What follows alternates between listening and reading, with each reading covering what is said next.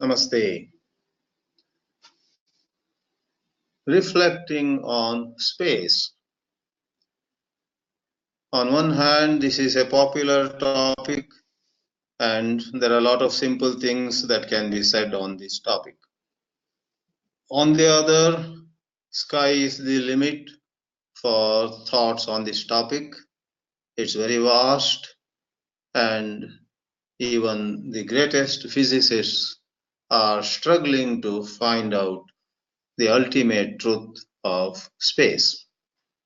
In other words, the topic of this webinar has both simple versions and very advanced insights possible.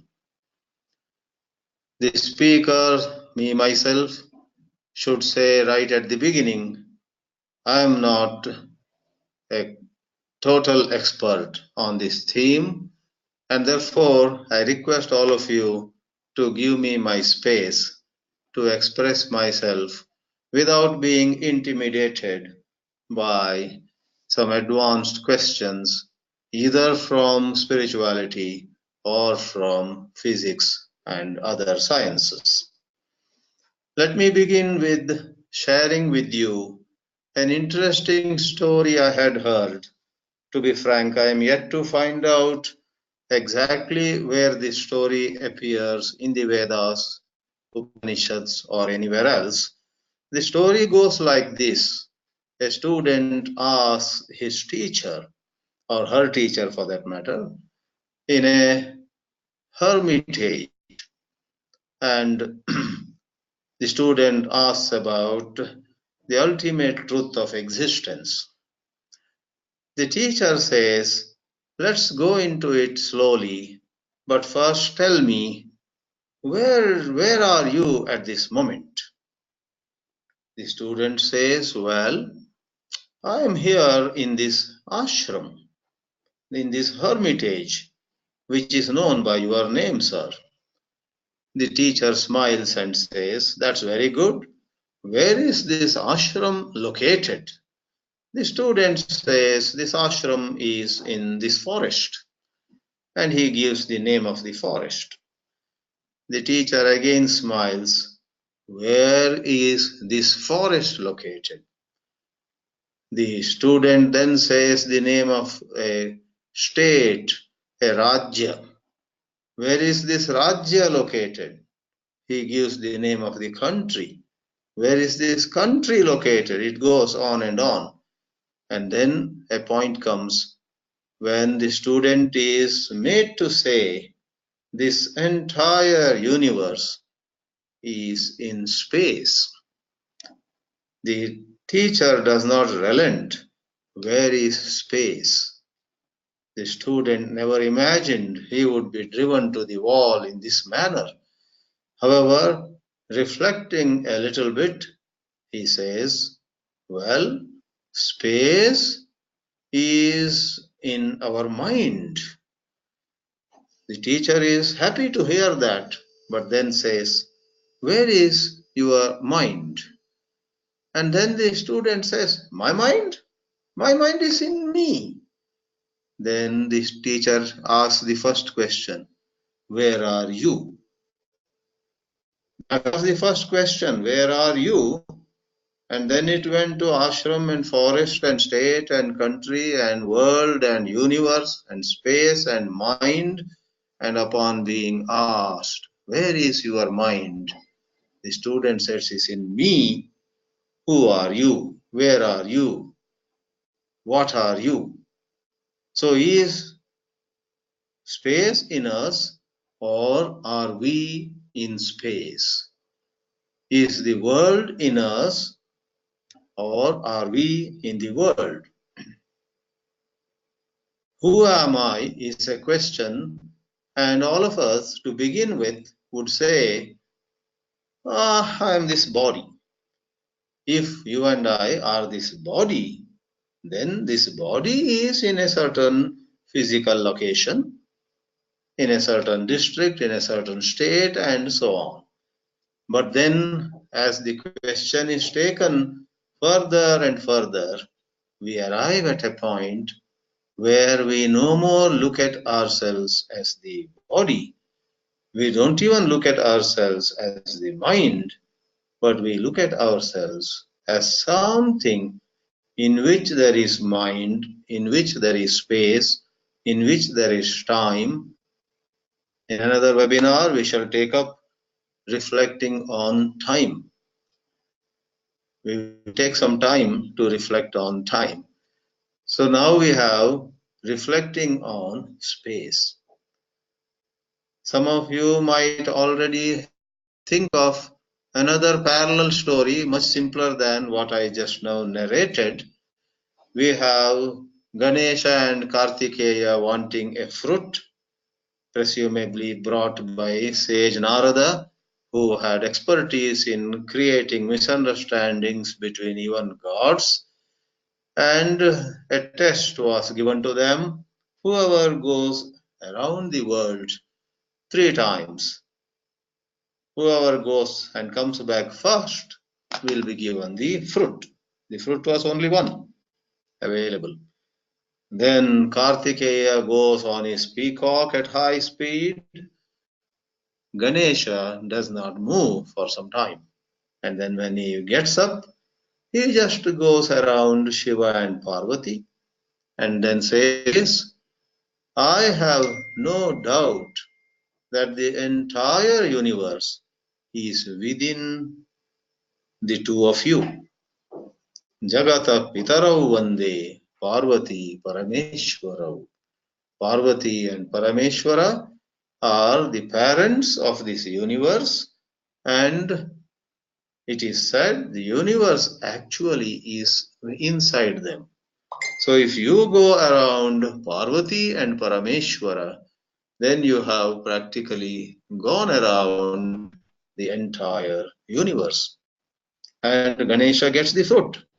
I need not go into the rest of the story. How later on the further fight evolves, further develops. So in the Puranas and Itihasas, in Smritis and Shruti, including the Upanishads, we are made to wake up to a new understanding of space, Akasha. The Taittiriya Upanishad says there was and there is Brahman alone. This Brahman, Satyam, Jnanam, Anantam, Brahma is the only truth really.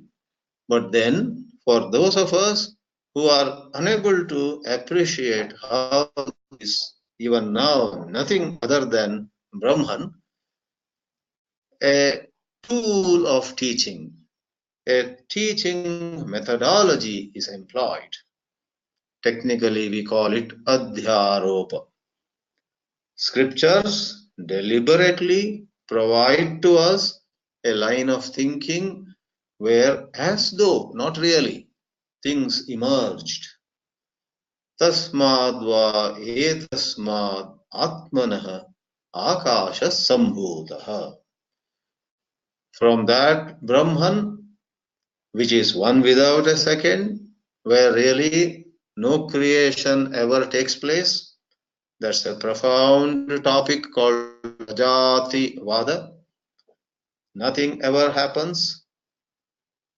Etad uttamam satyam yatra kinchin na jayate, says Gaudapada in his Mandukya Karikas. The greatest truth, nothing ever is born. But then most of us would walk away from the Vedanta class if this is said, in order to keep us there and help us rise to a certain height. An adhyaropa is made, deliberate superimposition.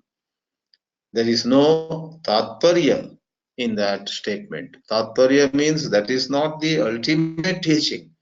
As a part of a certain thought development, Upadesha ayam vadaha. One more line, if you permit me, from Gaudapada's Karikas. For instruction's sake, purely for instruction's sake, within a certain framework of instruction, there is a whole lot of things. Jnate dvaitam na vidyate. Once the liberating insight takes place, even the person in doubt disappears. Therefore, Sri Ramana Maharshi used to say, doubt the doubter. You have a doubt about something. Leave that something aside for a while. Who is doubting? You say, I am doubting. Who am I? What is this I? Who is this doubter? So coming back, Akasha Sambhutaha. And from Akasha there arose Vayu, then Agni, then Jala, then Prithvi, the five elements, and from the five elements, it goes. Elsewhere the Shrutis have said, the Upanishads, the Vedic portions have said, while Brahma is Ashabdham, Asparsham, Arupam, Arasam, etc., Brahman has no attributes at all. Once more, in the frame of reference of deliberate superimposition, we would say, if Akasha alone arose at a certain point of time, the attribute of Akasha is Shabda. Among Shabda, Sparsha, Rupa, Rasa, Gandha, there is again a hierarchy. Akasha has Shabda, Vayu has Shabda and Sparsha. Agni has Shabda, Sparsha and Rupa. Jala has Shabda, Sparsha, Rupa and Rasa. And the grossest of the five elements, Prithvi, has Shabda, Sparsha, Rupa, Rasa and Gandha. All the five. More the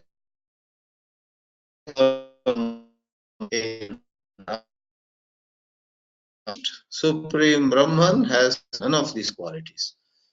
When we say Akasha, space has the quality or attribute or guna of Shabda, you say, no, in vacuum there is no sound. We would say, in vacuum sound cannot travel. Don't mix up the travel or the movement of sound with the existence of sound.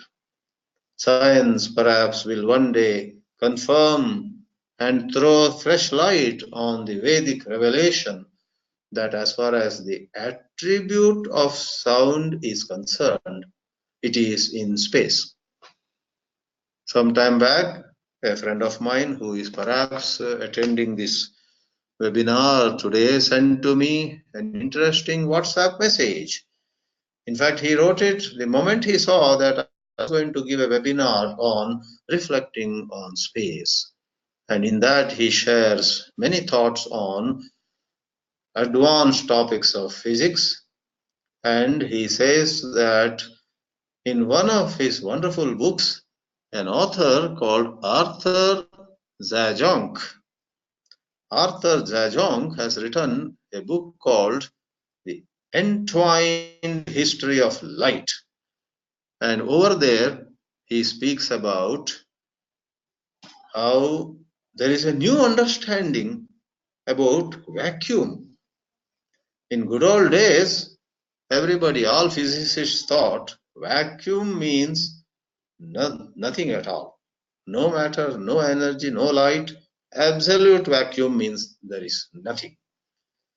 But now it seems scientists have found out that when everything is taken away, all matter, all energy, including light, are taken away, in what remains, if you call it a certain vacuum, it seems there is a certain hidden energy.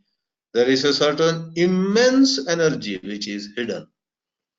My friend writes at the bottom of his WhatsApp message, when he read that, perhaps quoted by somebody, or he read the book itself by Professor Arthur Zajonc, who apparently teaches physics in Amherst College in the United States. When my friend read it, and to my mind also the same thing came later, my friend had this in his mind. In our mantra in the Brihadaranyaka or Ishavasya Upanishad, we have Purnasya Purnam Adaya Purnam Eva Avashishyate. Take out everything, again a lot remains. Taking a literality of translation, after taking everything out, you think that now nothing is there, but no, there is immense hidden energy. Purnat Purnam Adaya Purnam Eva Avashishyate. So we have a mystery about space. The greatest mystery, once more, is Brahman only. Don't get carried away by the mysteries of the created universe, if there is real creation at all. In the Advaita Vedānta, creation is actually an appearance. Therefore, it is Vivarta Vada. Nothing really is created. And if you say, but I'm seeing the creation, politely and gently, the Advaita Vedanta asks you, you say you are seeing this creation. If you don't mind, will you first find out who you are? You say, I see the creation. Can we examine what this I is?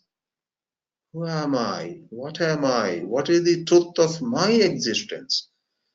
Don't make such a big issue of the truth of the existence of the universe. Primarily, I exist. What is my existence? Do I know my existence through my senses? I stand before a mirror and say, oh, now I know my existence. I am so many feet, so many inches tall. Oh my God, you are taking the mirror as a Mahapramana, great means of knowledge. Or if you touch your hand, yeah, I'm touching myself. This Indriya called Charma, this Tvaka, has lots of limitations. Indriyas, the mind, the buddhi are all instruments, very helpful and highly sophisticated from a certain angle of view, but there is certain truth which is way above Indriyas and Mana. Therefore, we raise the question, what actually is space? We must reflect on space. This topic, as I said in the beginning, is so vast. In fact, several sessions of several webinars are possible on space. But to make a little beginning in this session, most of us know that Einstein himself, who died with many questions remaining to be answered, who died with certain disturbance in himself about some claims of quantum physics and other areas, he had anyhow made couple of or several substantial contributions, and one of them was to propose that space can be curved. We think of a piece of paper being curved, and that curvature is in terms of space. But Einstein had the exalted vision of realizing space itself as curved.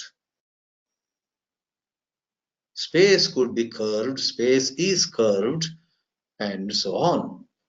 And there are certain very special experiments and using some analogies. How if we were to have a surface and it has a dip, and suppose a ball comes rolling, and when it comes to the dip, the area of the dip, the ball goes down into the dip. If it has adequate momentum, it rises again and proceeds. Likewise, certain heavy bodies, they have found out, are found to move down in a certain axis and then they look at it as curvature of space. So these are areas where our usual language itself falls short of the required accuracy. English or Hindi, Kannada or Gujarati, Spanish or French, no matter what, any language that mankind has been using falls short of conveying these deeper truths. That requires advanced mathematics, advanced imagination, advanced exercise in the domain of analogies. In this webinar, let me pause for as regards the physics point of view of space and Vedanta's point of view of space, because I want to speak briefly for just 4 or 5 minutes about another important dimension of this word space, and we move away from physical space, or let's say the element space, to, okay, we first move to what is simple physical space.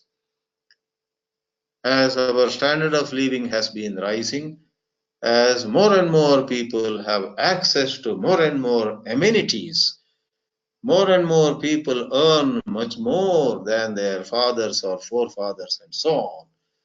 More and more people have access to technology and numerous gifts of today's civilization. Today, one thing is everybody wants actually, first of all, more physical space. And many of them, or many people among us, are able to acquire it. Physical space. My room, my house, my recreation area, and my workplace, my workspace, and so on. Then, if somebody encroaches, we get agitated. And it's not that I am complaining. In a lot of ways, space does help. In fact, in some very good schools in our country and abroad, a lot of space is given, physical space. Maybe 400 children and 100 acres. 300 children and 200 acres. Lot of areas. And some areas, children may not literally visit. Trees, dense forest-like area. Once in a while, they may go there with maybe some teachers. Otherwise, it is dangerous. So, academic institutions proudly say, we have such a serene, vast campus, so much of greenery, and so on. Do students actually require all that space? From a certain angle of view, that contact with nature, that contact with trees, water bodies, that contact with birds of many kinds, being able to see even as they are going to class or coming out or during their playtime, being able to see flowers of many kinds, butterflies and insects, all this has been held to be of much value in modern educational perspectives. So in our house or at work, in schools or universities, space has its own importance. We hope that more and more people get the necessary space. We don't have to step on each other's toes to have space.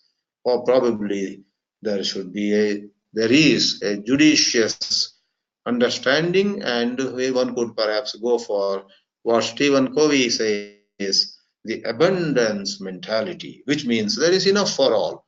I don't have to get at your cost, you don't have to get at my cost. There is enough for both of us. Then comes the last point for this session of this webinar, and that is psychological space, mental space. If we are judged for every small thing, for the way we talk, for the way we talk, for the way we sit, for the way we eat, if we are judged physically, we are judged emotionally, we are judged intellectually. Labels are put on us. people throw at us some conclusions. This IQ is low and this person's SQ is low, that person's EQ is low, and so on and so forth. One gets very, very inconvenienced. One gets very unhappy. We rather would like to be unjudged. Give me my space. Allow me to be myself, we say. This is the cry from everybody's heart. Leave me to myself. Allow me to be myself. You may not like something about me, but for heaven's sake, don't judge me. Don't tell the whole town that I do this or that. There was a girl years ago in Bangalore in our circle, and she was a wonderful girl, a student of Vedānta. But there was one queer thing about her.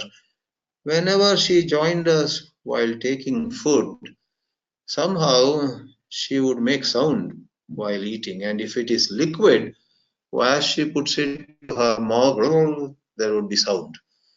And we found many people making a comment about it. See, when she eats, she makes sound. She is more than 30 years old, and yet look at her waist. Then we had to request everybody, look, she has 100 good qualities, and above all, she is such a good sadhika. She does spiritual practice. She is doing her work very well. For heaven's sake, let us not make a comment on how she eats. Then everybody said, sorry, sorry, sorry. Because that young lady was being affected. When she came to know people are talking about my way of eating, she was quite miserable about it. So there are countless ways, as long as they don't disturb another actually, factually. Suppose there is a disturbance, there are polite and nice ways to communicate rather than just throwing a label, putting a label upon that person. Therefore, this mental space is about being free from being judged. We don't want to be judged. Allow us to be ourselves. Please see, physical space is, I want my elbow room. Today, even on flights, you pay some 100 rupees, 200 rupees more. You get more leg room. That is physical space. But then mental space is not much to do with that physical XYZ area, but a sense of I am okay and people are all right about me. My ways are acceptable here. I don't have to imitate somebody. I don't have to conform to somebody else's idea of how one should be. I can be myself. And I can go about my main work without worrying about some secondary things about my personality. So this is how mental space comes into being. So let me pause here. Thank you for giving me the space to say so much about space. Now you have space to ask questions, to make comments, and offer some constructive criticism. Enjoy your space too. Thank you very much.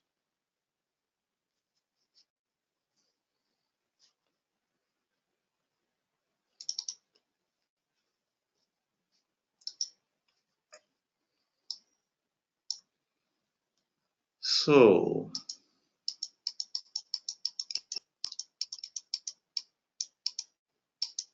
yes, let me begin with Mr. Pejawar. Go ahead. Yes, good morning, Swamiji Hari Om. And it Good was morning. very fascinating subject and everything with space, time, and so on. I just have one query, basically a puzzle, like Veda mantras. In so-called Yeah. Veda mantra, I think if I quote it correctly, it mentions about different elements. You know, Idanam, yeah, it goes, it's the planets, and you are established in planets. It is Air, you are established in air. It's water, you are established. I think I'm not remembering the stanza itself. Not It's only, as you said, not only elements, but various other factors, like planet. yeah, but it says the whole mantra is about different elements. That it, I think, if I remember one sentence, I think it will clear up what I'm talking about. Yopanam idanam bhavati. Yeah, that's the way Yeah, to. Yopam, Pushpam, Veda, Pushpavan, Prajavan. In Yes, that, in that and Ayatanavan Bhavati. Ayatanam bhavati. Does it? Is it intended to constantly remind people every day, like you are come from the elements, and eventually, Mm-hmm. of course, you will go back to the elements. But Mm-hmm. can you connect the two ideas, like why they have that? And especially, I saw Madhvas in Bangalore know Yeah, that very, very fluently. It's beautiful yeah, mantra. yeah. And they sing it after a puja at the end, and True. it is called Veda Mantra. Now, and it is the space is one of the element, and then of course you mentioned, the Yeah. air, water, etc. The significance of chanting it every day. Could you explain Yeah. what might it be for? The chanting, without even knowing the meaning, has its own benefits, has its own Yes, healthy influence on the body and the mind. yes, I agree. Yeah. So, yeah, so on a scale of 100, if somebody chants Veda mantras properly, even without knowing meaning, he or she gets 50 out of 100. And then, if one chants properly, if one goes about it in the right frame of mind, and then also knows the meaning, then the greater benefits are one becomes contemplative.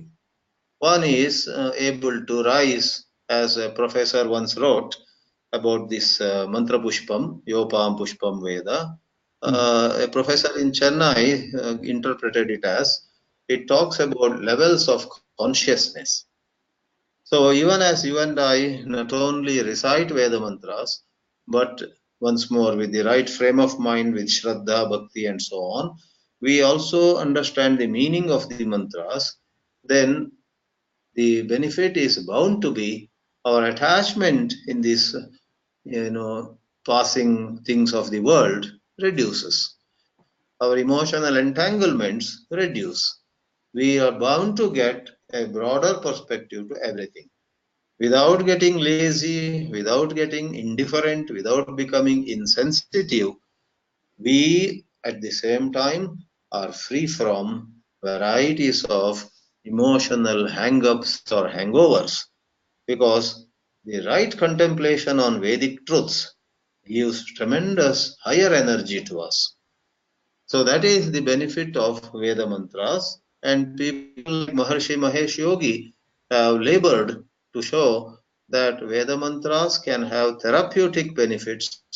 They can heal people of varieties of ailments, for varieties of physical, mental, or psychosomatic disorders.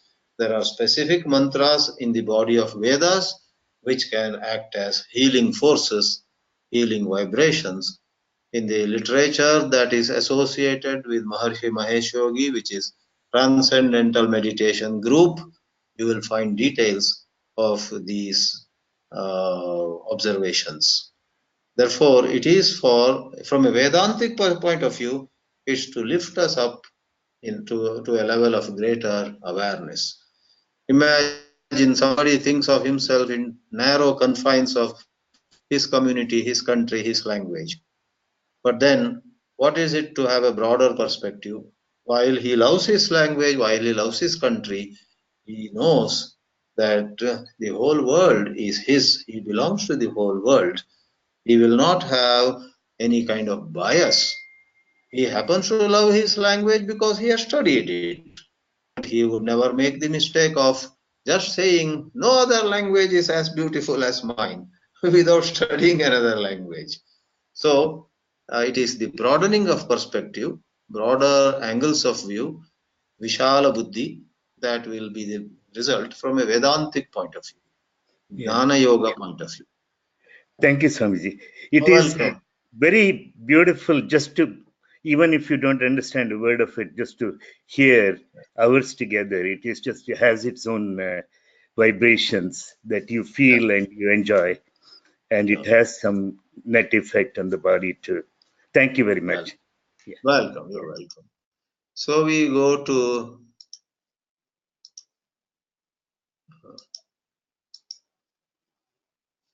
Krish Chelukuri. Swamiji, in the example that you gave of a teacher and a student asking a teacher about the etc. In the one of the steps was the student responds by saying space is in the mind. Could you help us a little bit more in terms of how we might think along these lines? It's not immediately obvious. So how might think along these lines? That's a kind of a quantum leap there. Yeah. So one possibility is we appreciate that students reply that space is in our mind purely out of consideration of certain Vedic mantras. So in the Vedas and in the Bhagavad Gita also, so we have given a high place to the mind. For example, in the Gita, which is a rephrasing of Vedas, there is no thought in the Gita which cannot be traced to some Upanishads or some Vedic portions. So you have in the 7th chapter Sri Krishna talking about Aprakriti and Paraprakriti. So in Aparaprakriti, Bhumirapo Nalo Vayuhu Kammano Buddhirevacha Ahankara Itiyam Bhinna Prakriti Rashtada, he says. So he puts Bhumi, Apa, Anala, Vayu, Akasha, the 5 elements, and on a deeper level puts Manaha, then Buddhi, and Mano, what is that? 8 of them he puts. And then he talks about Paraprakriti. So, at least with regard to, let's put it this way, at least with regard to what is appreciated by us as space. The Vedas, I wouldn't be surprised if already you think of my own quotation in Taittiriya Upanishad Brahmanandavalli. From Brahma Akasha came. Here Akasha is way above. That is what is called Tanmatra. That is what is called Apanchikrita Akasha. That is not visible, that is not inferable also. That no Indriyas, no Manaha. But then you may have studied in Vedantic works, you have the 5 elements in their pure form, then they undergo a mixing. Chandogya Upanishad talks about it, calling it Trivrat Karana, and by extension it becomes Panchikarana. So the 5 elements mixing with each other become what are called grossified 5 elements. So the student would have answered that the grossified space is grosser compared with Manaha. Manaha, mind, is made of the subtle elements. So mind, which is made of tanmatras, is subtler than the space which you and I talk about, galaxies, and in this universe is in space, we say. So this space which is inferred by us is certainly the Panchikrita Akasha. And therefore, based on Shrutis only, where the Apanchikrita, that means ungrossified, subtle elements make the mind, and what we know as fire or space, air or water or earth, are the grosser form. So definitely the grossified Akasha is several steps below Manaha. And it is possible, therefore, to say it is in Manaha. The gross is in the subtle, the other way around. Subtle is not in gross. So if we were to try to contemplate on just this one sentence? I understand the hierarchy you explained because I've studied. But if you were to sit down and try to contemplate on just this aspect of how would one pursue in that contemplative action? You could visualize. You could say, I am not the body, I am the mind. And then you could say, I am not even just the limited mind of this personality. I am the principle of manaha, and this principle of manaha has no boundaries. And once this principle of manaha is appreciated, I contemplate on the principle of manaha, then akasha is, it's possible to think of akasha as being in it. If you look at manaha as a limited one, my mind, like all of us as persons, have a certain mind of our own. But then go one step deeper. I am the principle of manaha. So that is far deeper than the manifest universe. Thank you so much. Or if it's a bit difficult, then take a jump. I am that consciousness, I am that intelligence, and the space is in me. Because we have a little better understanding thanks to, in Vedanta, consciousness is constantly talked about, pure consciousness, pure awareness. Satyam Jnanam Anantam Brahma, that Jnanam Shabda. Or in Satchidananda, Chit Shabda. This is talked about a lot. So you and I have become familiar. But as Manaha, made of Tanmatras, we don't come across it every now and then. Therefore, I do understand contemplation can be a bit, unfamiliar ground with regard to Manaha hosting space. Pure awareness hosts the entire, all space, all elements is easier to appreciate. Thank you. Hari Om Swamiji. So now we go to a text question where we have A.R. Ganti says, what is Arthavada in the context of creation that Sri Ramana referred? We did not talk about Arthavada, we talked about Ajativada. So were you talking about Arthavada as you heard somewhere else, or did you hear me when I talked about Ajativada, which Ramana also talks quite a lot? Is the question about Ajativada, or you want to ask on Arthavada? Could you quickly text again? We'll complete this and go to the next question.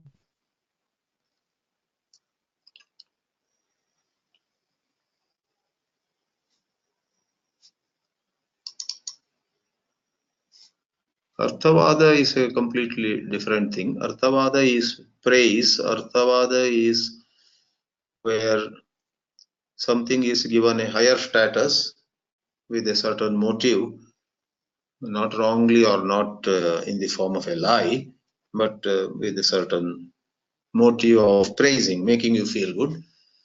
But I think it's Ajativada. Ajativada is where it's a very profound insight, where you look at both the seen and the seer as an appearance upon the substrate. Adhisthana alone is real. And since we are now anchored in the relative seer, everything looks real. But if we could appreciate the Adhisthana, then both the drashta, the seer, and the drishya, the seen, would lose the power, lose their solidity. They will only appear, but they will be understood as mere appearance, as a adhyasa. Adhyasa is a superimposition. Okay, now I go to the next question by Shri Gopalakrishnan. Go ahead, sir.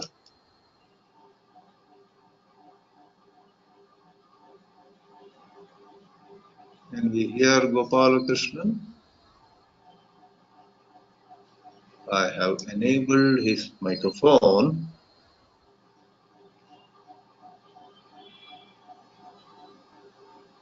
I will again come back to him. Meanwhile, I'll enable the microphone of Ranjan Desai. Hari Om Swamiji, it was a very good, interesting subject that you have taken up this time. But I think you have answered the thing that I wanted to find out a little bit for Krish's question. But I'd like to say that the physical space, the universe, is expanding, as the scientists tell us. And it's very hard to imagine that being within us. So can you please elaborate on that? Right. That's why they give the analogy. If we hold just 2 fingers in front of our eyes, it can block the view of a vast scenario in front of us. Just 2 fingers. That is the analogy given to how, when we are so identified with our personality, with our body and mind, the sense of I could be boundless awareness, I could be the substrate for all experiences, that appreciation becomes difficult. Therefore, with some more karma yoga, that is satkarma, whether it is Vedika karma, Laukika karma, whether it is being kind to your fellow beings or worshipping the Lord in whatever way, that's all karma. Through karma and through continued study, your spiritual identification with the personality, then we will be able to see that in the silent being of ours, there is a dimension which holds everything. Like in physics, you have holograms. A small piece has all the information of the entire whatever object or something. Every cell has as though information about the whole body, something like that. So we as pure intelligence are the basis for the entire universe, all experiences that take place in us. But in order to appreciate it, we need both karma and jnana. Karma gives us chitta shuddhi and vairagya. Jnana places before us what the truth is. So it's very to be discovered, but if we are holding on to certain thoughts, then there's an obstruction. Therefore, I began saying how just 2 fingers in front of our eyes can block a grand view. The grand view is right there in front, but the 2 fingers are blocking. So go on with your karma and studies. Suddenly it may flash.